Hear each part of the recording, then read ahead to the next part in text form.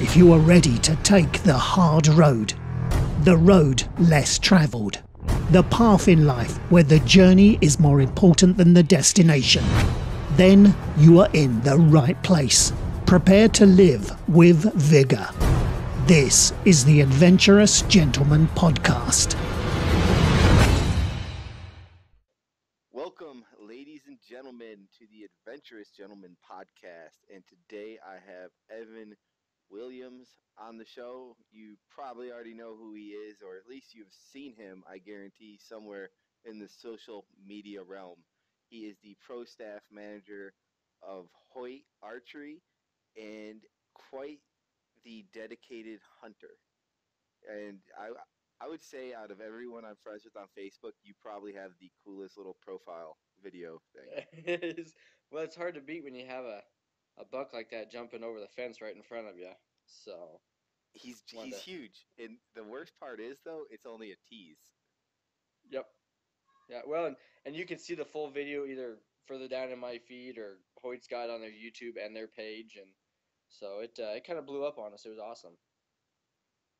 What was that like?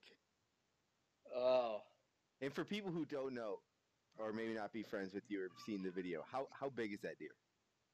I taped him at 167, so he's his body is so big it makes his rack actually like kind of stand out. We honestly thought he was bigger when we first saw him. We were able to decoy that buck off of a piece of private right next to the public that we were hunting, and we actually pulled him off of two does from like 300 yards. And Dang, that's some good decoy.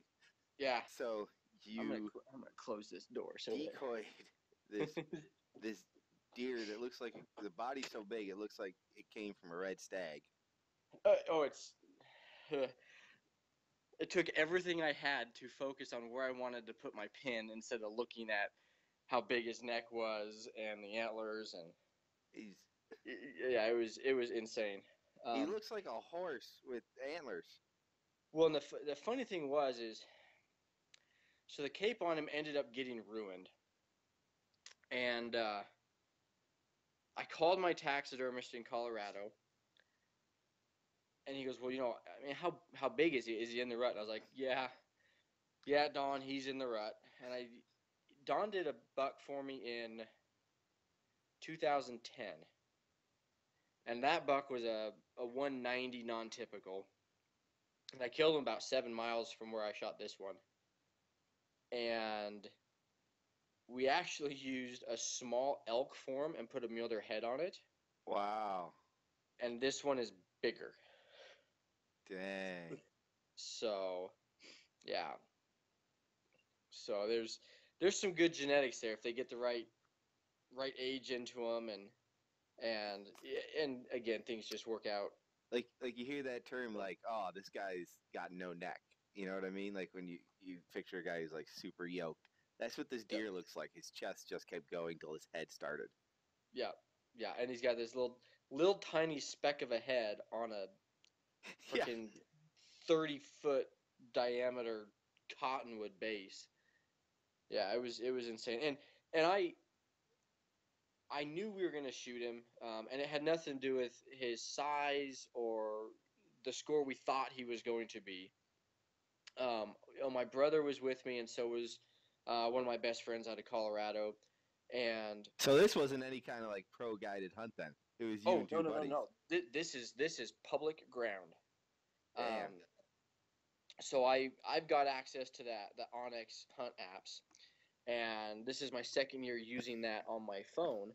And I've had the GPS chip way back when it was still I think it was just Hunt Data it was the original company name.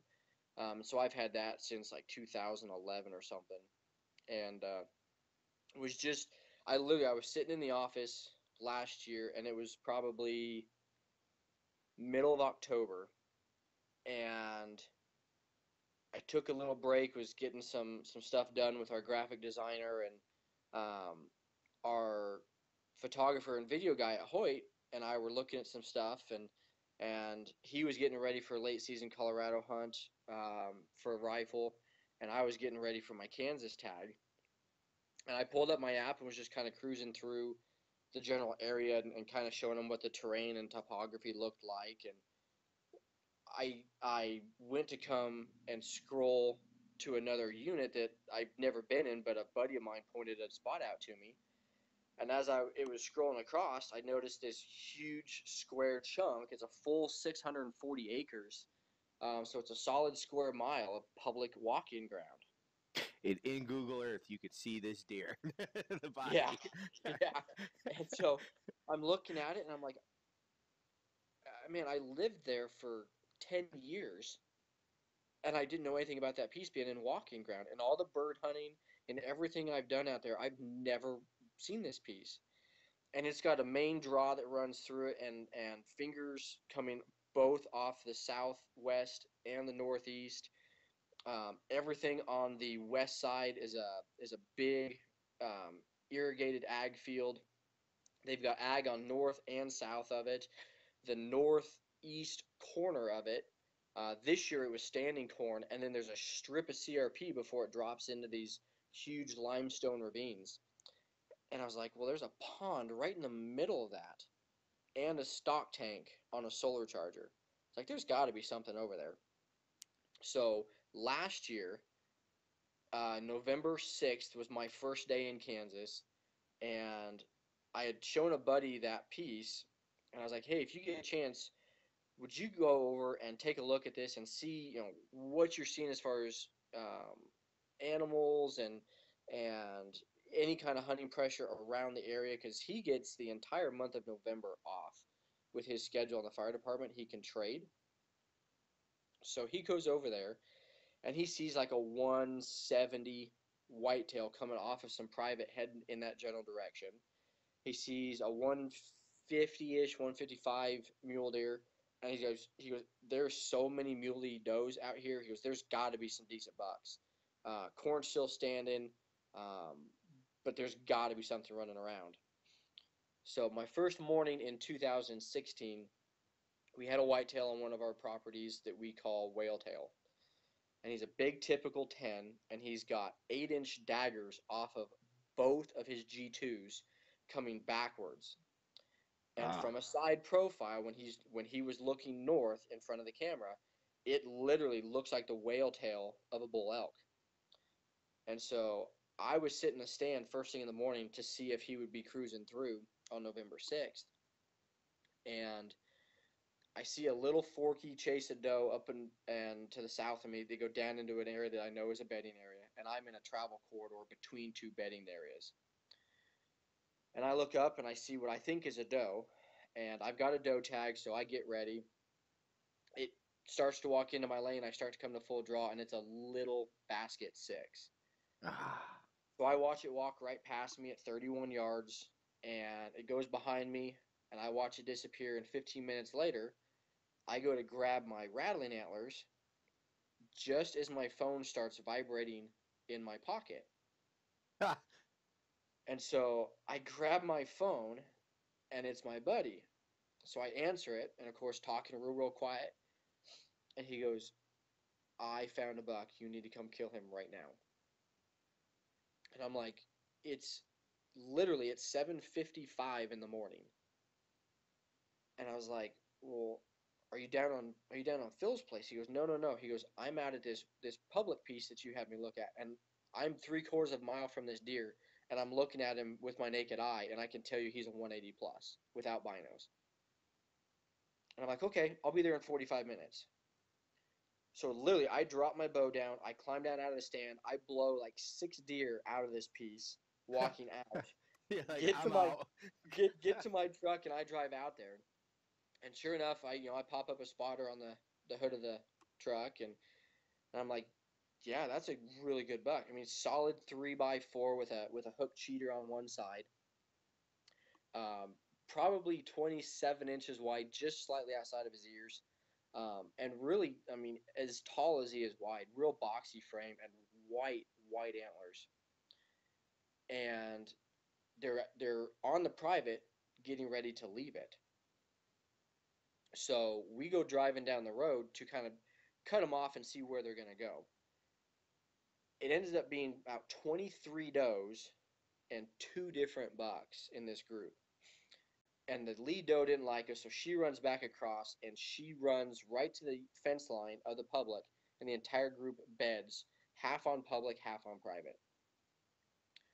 So we go, we get ready. He's going to film it. We're going to go in. We're going to try and kill this buck. And his wife is 13 weeks pregnant in the tree stand, 30 minutes the other direction where I just came from. And she's cold and she's hungry. We have both vehicles.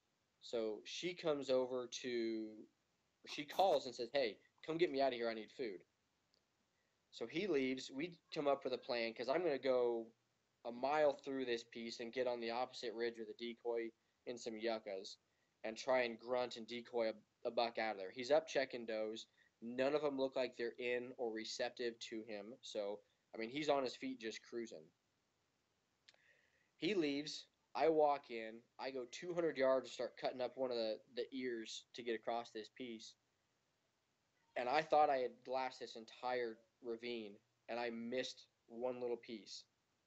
And when I turned down and look, I've got a mid to upper 180s buck bedded at 35 yards. And I'm in the wide open. And he's looking at me. And the way he was bedded, to me, he looked like a 3x3 with a cheater. I figured he was a 160, 165 buck. First day in Kansas, public ground, and real thick with split brow tines. And I was like, you know what?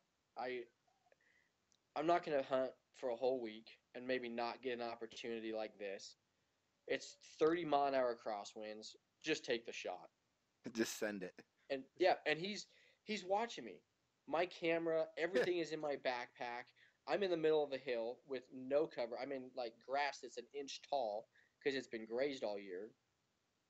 And I'm like, well, if I leave, he's not going to be here when I get back.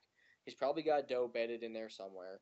And as soon as she allows him to, he's going to breed her and be gone. So I shot him right there, and he goes busting out. He ended up being 30.5 inches wide, has 47 inches of mass, a 5-inch cheater, and went 188. Ooh. And he was on the ground less than 15 minutes after I left my truck. He dropped. I walked up to him, took a couple quick pictures, and actually had to hike out of this bowl to get service to call my buddy. He was like, dude, I don't have a saw. I dumped my game bags. They're at the house. I don't have a sled. I have a knife, and I have gloves. That's all. Lucky you had your bow. Right. And it wasn't even put together when I first got there. Like, I put it together before I went to the stand at the truck. And so I call him up, and he goes, hey, what's up? I said, well, I need your help because I got a buck on the ground, and I got nothing with me. He goes, what do you mean? I said, I shot a buck. He's already dead. And I sent him a picture, and he goes, dude, I'm not even to town yet. Like, I'm not even 20 minutes from you. I'm still getting gas. Yeah. So flash forward to this year, November 4th, same thing happens. We leave Salt Lake at 6:40 on Friday night on the 3rd, right after I got off of work and loaded the truck. Drove 12 hours straight through, crossed the state line at 6:40. He meets me in town. My wife finishes driving. It's a 45-minute drive out to my folks'. And I had repacked that night and did a throw bag and my bow separately. So literally all I do was throw my Kafaro pack in his truck and grab my bow case and dump it. And I jumped in the clothes I was in Friday at work, and I'm changing in the truck to go pick up my brother. And we drive over, same piece of ground, super, super heavy fog, and can't see anything. So we take a drive around the circle. We see 5 other bucks.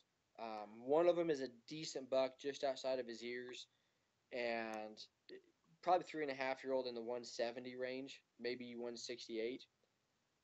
And he's on a piece of private that we're trying to find contact information for. So we go back up to the public. Wind is out of the southwest, kind of blowing actually into the middle of this piece. And I just want to go take a look. So I grab the decoy, get all my gear ready. Again, bow is in pieces. My quiver's not on it. My stabilizers aren't on it. My arrows are in my arrow tote.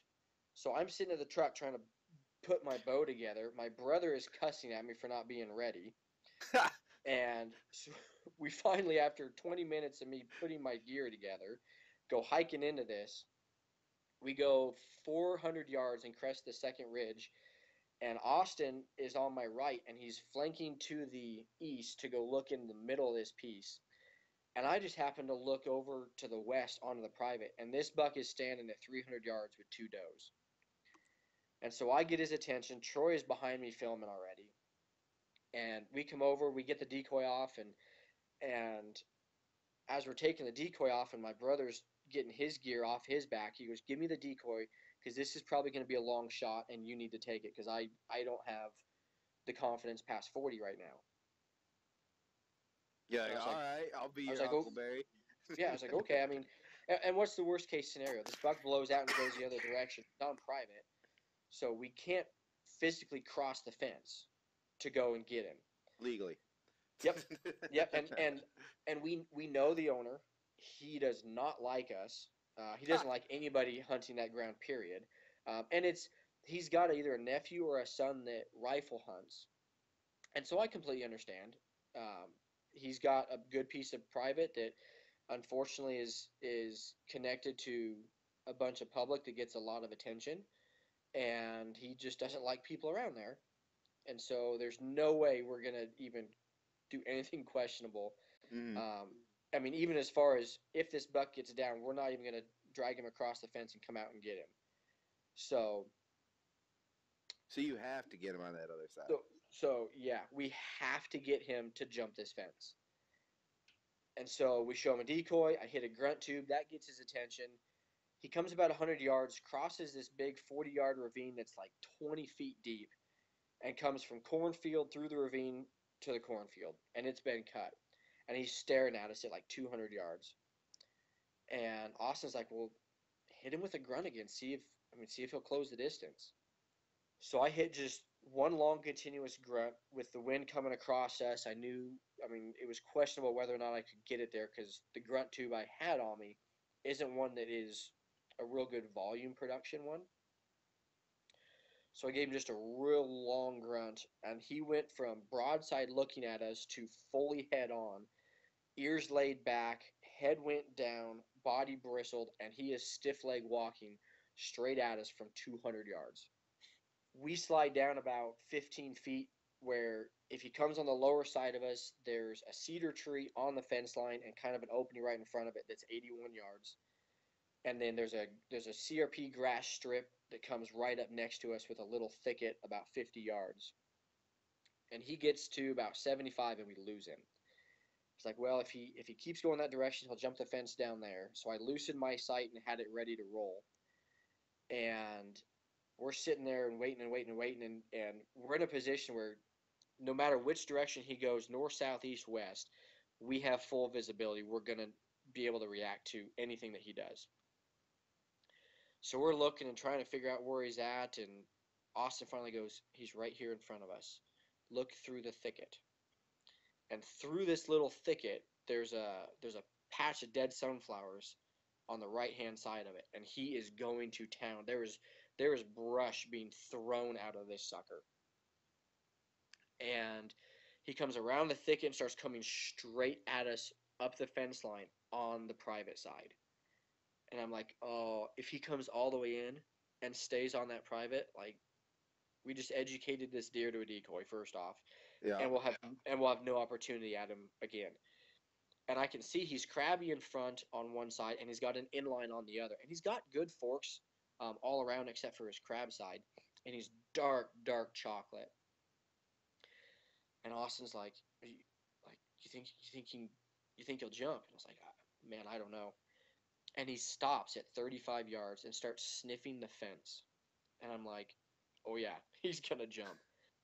So the buck drops like he's getting ready to jump this sucker, and all I do is I raise my bow from my thigh to my shoulder height, which is, I mean, a movement of like maybe 12 inches just to get ready to draw. And he stops and freezes, stands up, and just stares at us. Like 45 seconds to a minute, he's just staring. And then finally he commits and jumps the fence. And then, the rest is history. But the best part is there was two guys that were hunting him that we didn't know were there. And they've been hunting him. That was their 5th day hunting that specific buck. Oh my god! And they were 100 yards from him when he dropped. And they watched the entire thing. They watched him come across the field. They watched him rake in the thicket. They watched him jump the fence. They had probably the best seat in the house. They had a better view than my buddy that was filming it. Oh, how'd they take the news? There was definitely some cussing and swearing going on, but that was great. Travis and Jeff came over and said hi and introduced themselves, and we BS'd for about 2 hours, and they're like, yeah, this was the best buck that we've seen.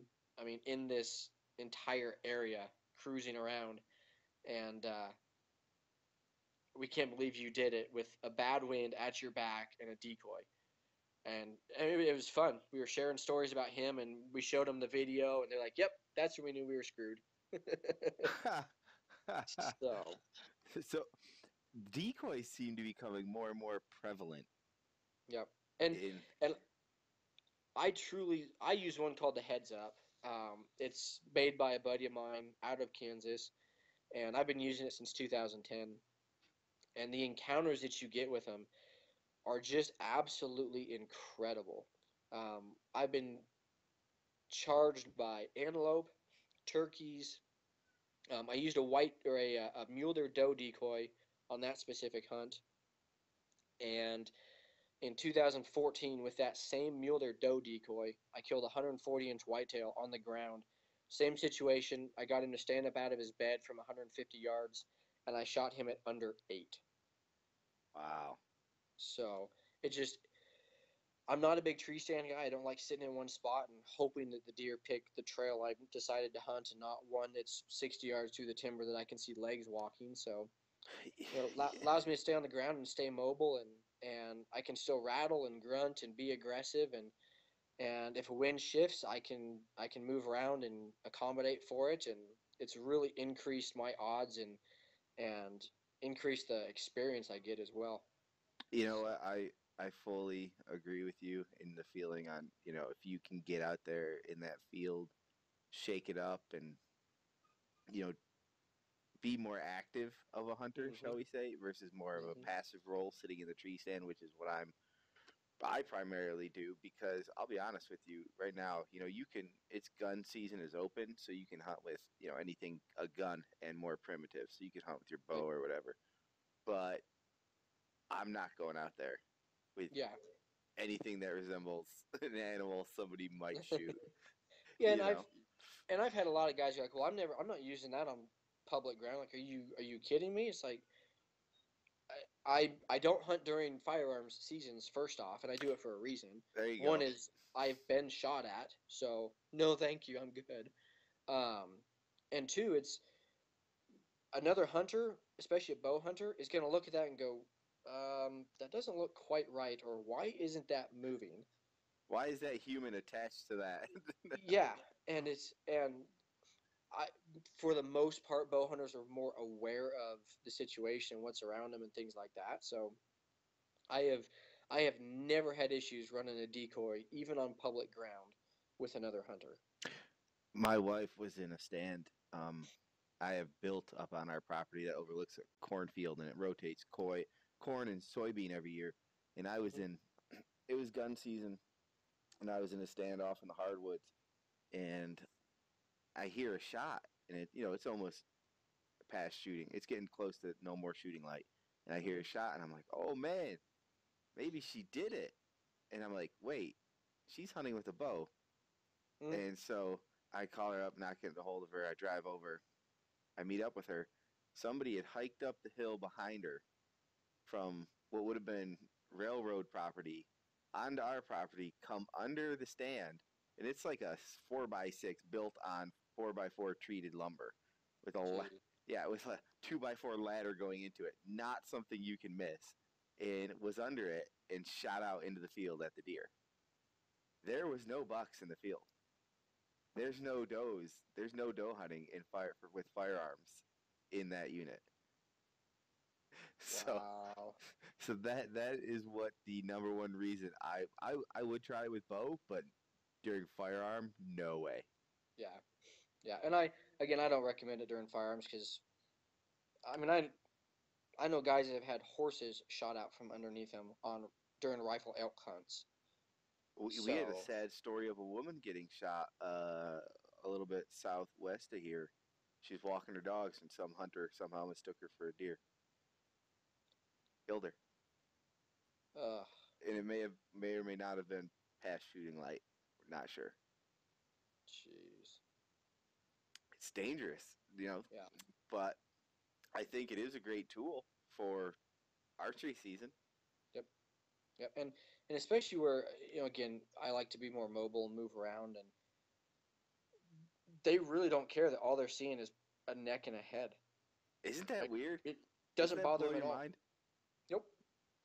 And the turkeys, it's fun because man, they come puffed up in and strutting, and they'll get to a point where, you know what, I've covered about enough ground. I'm done. I'm just gonna come in and kick your butt, and they will come on that. It's not even that mean walk. It's a full blown run, and I've shot them at 3 yards. Literally, I tell people in self defense because they came in Shot this so hard. turkey. I was afraid they were gonna come in and then like literally launch from 3 yards and come into a fight spurring. You don't understand. I wasn't going to kill this one, but he was trying to kill me. Yeah, yeah. Well, same thing with that whitetail buck I killed. Like, he's a good buck. Don't get me wrong. 27-inch main beams with a 19.5-inch inside spread. Huge buck, old buck. When he's posturing you at less than 8 yards, like you don't just want to stand up and walk away. Like I'm on my knees on the ground and you're already With a there. sharp, pointy stick. Yeah. To defend me. Like this is not gonna go well at all. No. So, yeah. So how's the experience turkey hunting then? With that, you using a heads-up decoy for that too, or something? Yep. Mount it to your bow, and I like literally if they're out in the middle of a alfalfa field or spring winter wheat, get on your knees and kind of crawl out after them. Let them see the decoy. I've had hens walk within 3 yards of me. The owner was out with a buddy and he was filming. They both had decoys. His hunter was like 5 yards in front of him, and a hen walked between Garrett and the hunter, and they're less than 5 yards apart. And the hen walked between them. Didn't care. And is it a tom or a hen decoy you're running? Tom. Really? Yep. So it's like an 8 or 10-inch circle, and then you can put your own fan in there. So the back side of it is black, and then the front side is like a screen type print of a tom turkey. And he has really good luck with it facing forward. I have really good luck with it if I turn it around so it's like they're seeing the back of a turkey. Huh. I don't know if I've just got a lot of 2-year-old birds in the area I was hunting, but man, if they see the back of it, they come running in so quickly, and it's not just one. Like they will bring 2 to 4 birds with them, and they will all come to gang up on the one that's there. That's incredible. So I'm gonna try that. I'm gonna try it this spring. Yep. It'll be a safe time, hopefully. Yeah. And the nice thing about it is if you have a general idea of where a roost is at or where a strutting zone is at, if you get there ahead of time and you're going to hunt out of a blind, take it with you and you can set it up with his ground stake and you can use it as a like 6-ounce decoy instead of carrying a full-blown 3D. See, that's nice too. Yep. Now, you happen to work for a pretty prominent archery company. Yep. And this is a pretty big time of year for you guys. Yeah. New lineup is out there. how long have you been with Hoyt for now? I started September of 2015, so just over 2 years. So right around the time Hoyt kind of, I would say that to me is around the time, or maybe right in the time, probably in the past 3 to 4 years, shall we say, is when it seemed like Hoyt was becoming the top dog in the industry, Hmm. or at least the most desired bow. I don't know if you guys are out selling everyone. I really don't care. To me, it's like what I see the most of out there for people. Yeah. And it seems like seems to me to be the number one brand. And before that, I would consider maybe Matthews Hmm. with their Z series would have been it. What's it like going from that like maybe number two spot to all of a sudden it's like, oh damn, how do we get here? It's pretty humbling. We've talked for years about our industry leading engineering and technology and the innovations that we bring in, and sometimes there's things so subtle in a bow model that from a consumer standpoint that well that really doesn't make a difference, and once you start looking at it and seeing why it was done that way and the problem it fixes, no matter how big or small, it's like our engineers are hunters and archers, and really we've got two full-time guys right now that have their NFA Pro tournament target cards. So they are professional competitors and target shooters. And that's one of our guys that is running the department. So to them, if they wouldn't accept it, then it doesn't get built. It has to be the tightest tolerance. It has to be the most forgiving setup. It has to be the ultimate in performance, or we're not going to build it. And our testing standards are you hear us say industry leading. There is no other way to call it anything else. Um, a million cycles. If a riser cracks, fails, if something happens at any point to any part of that system at 999,999, back to the drawing board. Dang. Same with the dry fire test. Our risers go through an excruciating 1,500 dry fires. And it's not 60 pounds in a 27-inch draw. It is at 104 foot-pounds of kinetic energy or better. It's what's the most strain that we can put on this system out of one of our builds, and let's test it there. And again, if something happens at 1,499, That's okay, going back. we're gonna tweak it. So it's awesome. Getting to see what those guys, how they approach their equipment and the builds, and one of the things this year especially that a lot of people haven't even seen or realized it's on the bow is on the yoke harness where it controls and connects to your upper axle. We used to have a circular dowel with the groove in it that your yoke would attach to.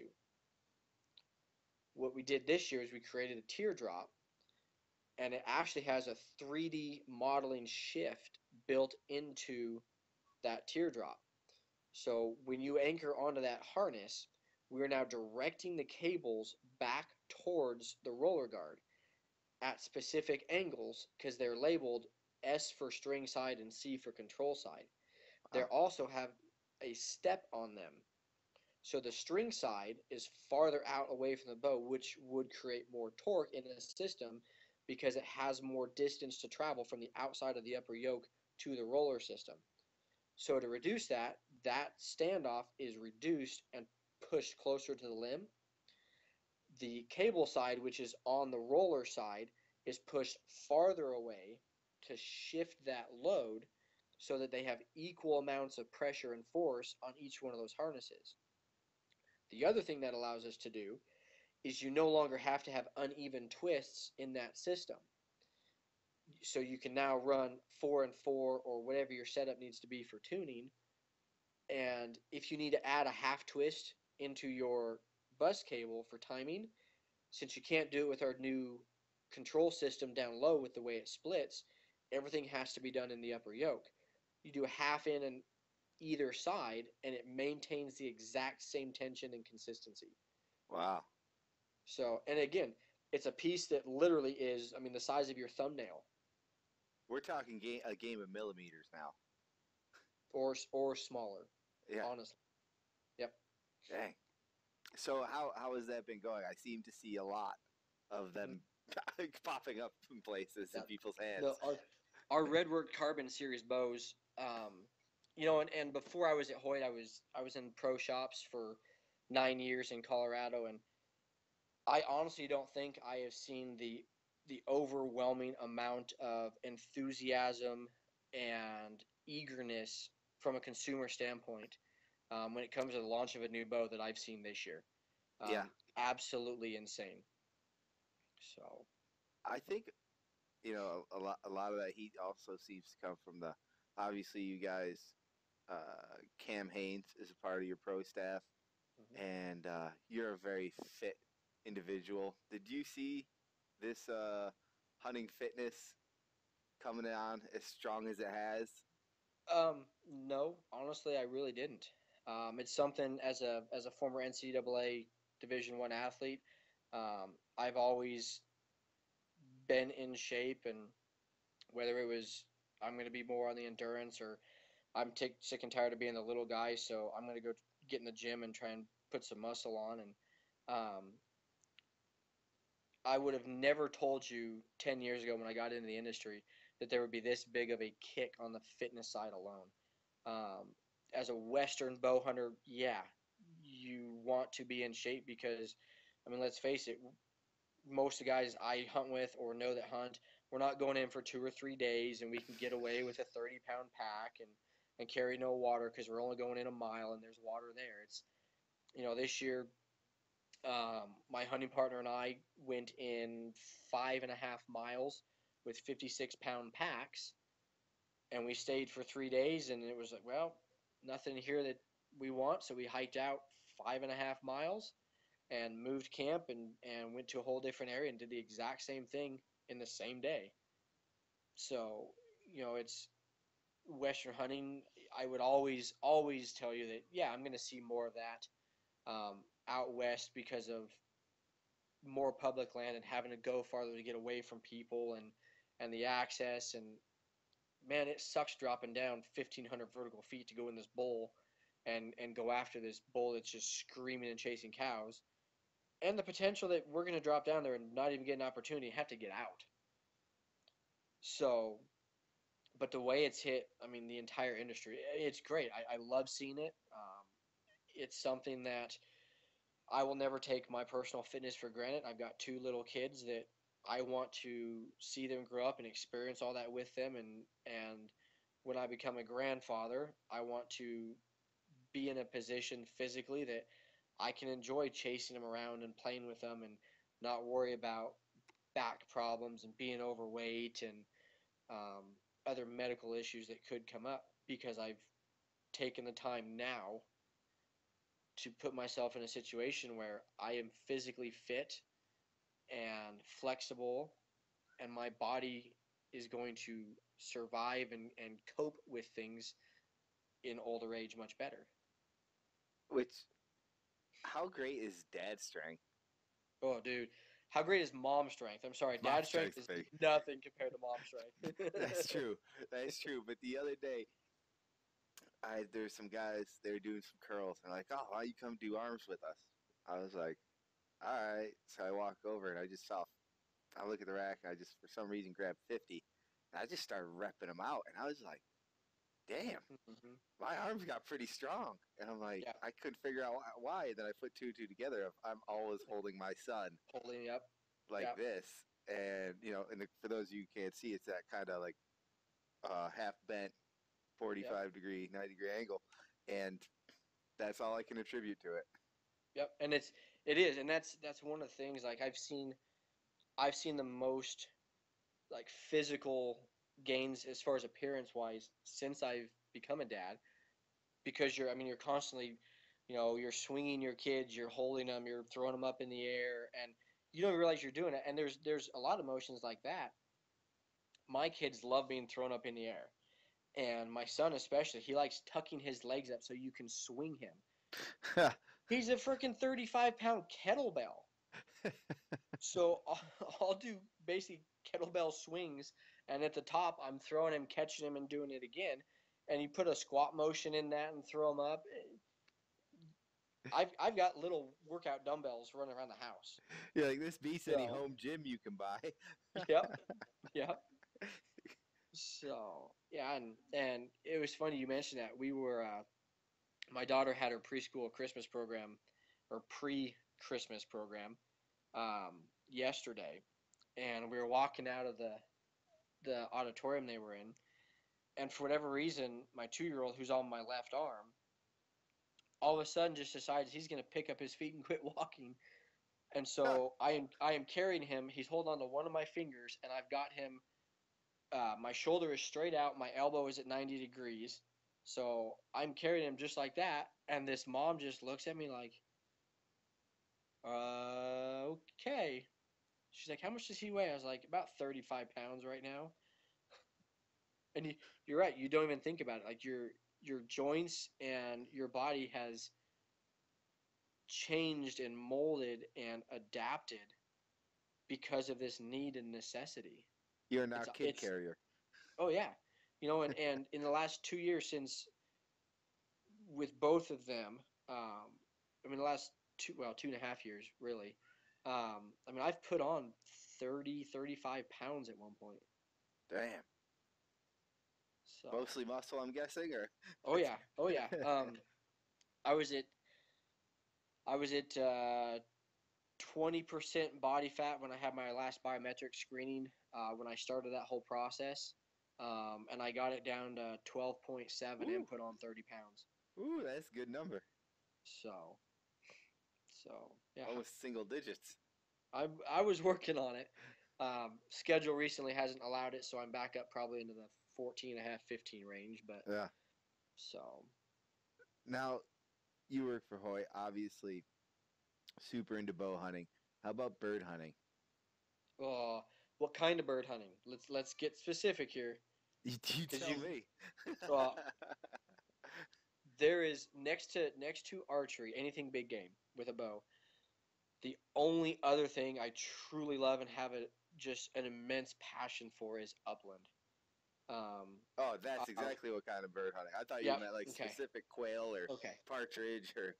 Well, you say bird hunting, and a lot of people immediately, for whatever reason, go to waterfowl. Ducks and geese, and I'm like, no, I'm sorry for those of you that are waterfowl guys, nothing against it. I do not like labs for whatever reason. I was raised with English pointers and walk in big open CRP fields and cut crops and watching the dog work and my buddy who filmed that hunt this year, he's got a black lab, and there's 10 or 15 years ago, there was one strain of genetics in the entire U.S. that was a pointing lab. And the genetic trait was black lab with a white patch in their chest. Since that time, I think another one or two have come into the U.S. And he's got one, no patch. And I think he's like an 18-month-old at this point. That black lab will point. He doesn't like to hold, but he is fun to watch. And you put him on the ground with an English pointer that will get out there 300 yards and hold a point, and that lab will come in and honor, and then just sneak right in when you're ready, and he goes right on through and flushes. And we got to do some of that while I was home too. Opening weekend was the Saturday, the last weekend we were there. So we went out and busted into a couple coveys of quail and got into some pheasants and had a good time running the dogs. So. I love upland hunting, and it's funny because when you said the whole which kind of bird hunting, I didn't even consider duck or goose. Yeah. I consider I'm with you. Like, let's put that in a separate category. That's a different. Yep. And again, growing up where I did in Kansas and southern Nebraska, we were right in the middle of the flyway. We have incredible waterfowl hunting, and I have my entire life. Even out here in Utah, it's incredible. But I started bow hunting because I don't like being out in cold weather that much, and I don't care how good your gear is. I don't like it. I don't like laying on the ground when I know it's frozen. So no, I'll put on a light pair of long underwear and a pair of jeans and a flannel shirt with a blaze orange cap and a bird vest, and I'll go walk in sleet, rain, fog, 20-degree temperatures. I don't care, but at least I'm out and moving. You know what I'd like to see, and this is maybe you'll be with me on this, is a down jacket that has the briar protection on the sleeves. Yeah. So you could wear like a vest over it, but you'd still have that lightweight, easy to move down jacket. All right, Aaron Snyder, if you are listening to this, there is your next Kafaru lightweight packable puffy idea. Okay? We want a lightweight insulated puffy with briar protection on the sleeves and around the lower torso. There you go.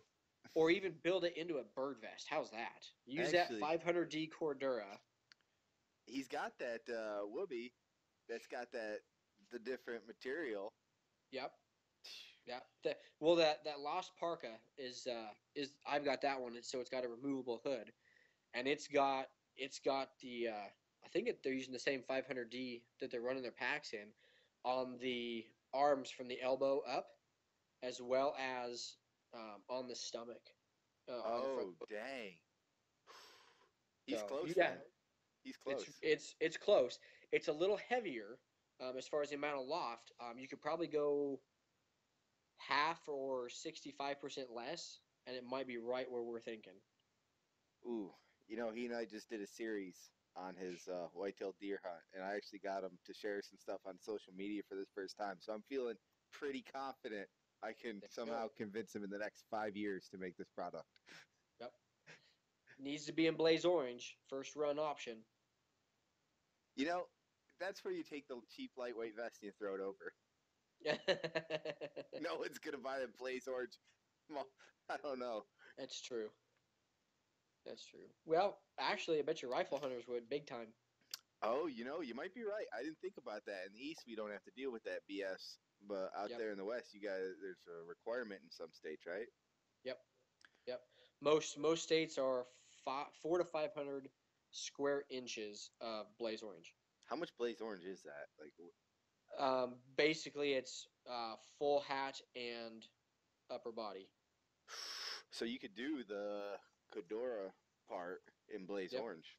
There you go. You're welcome, Snyder, if you ever listen to this. Yep. There you go. That would be a great product. See, this was meant to be. This is what I was missing. That kind of idea. And there you go. I tried throwing it on Ryan from First Light, but he wasn't taking the bait on my idea. Really? Nah, he wasn't feeling it. Well, Ryan's not much of an upland guy though either. You kind of take someone that does those other pursuits. So yeah, Ryan's a great guy. But he's solid big game. I mean, shooting a moose at we won't say the distance, but that guy can shoot. Yeah. Here's the thing with Snyder. He's the kind of one guy who might be like, you know what, I'll run it. I'll see what we can do, and then if it fails, it fails. So, I know we're running short on time. Where can people go to check out these awesome archery products? So you can go to the Hoyt Instagram, which is Hoyt Bow Hunting, or you can look at our Facebook page, which is Hoyt Archery as well. Our target lines are on the Hoyt Target Archery side. We also have a YouTube channel. Our website is hoyt.com. So got a lot of information out there. So and if they want to see this great video, where could they see this video? My personal page is Evan_R_Williams on Instagram. It's there. It's also on the Hoyt Bow Hunting page. You just have to go looking for it. And it did get tagged as sensitive content, so it'll be fogged over. But yeah. So you can also do look up the hashtag REDWRX, and there's it got shared 20 times in there. So pretty good. yeah. No, it had over 500,000 reach. It was awesome. So That is awesome. All right, Evan Williams, everybody, thank you so much for coming on. Don't forget, get out there and live your life with vigor.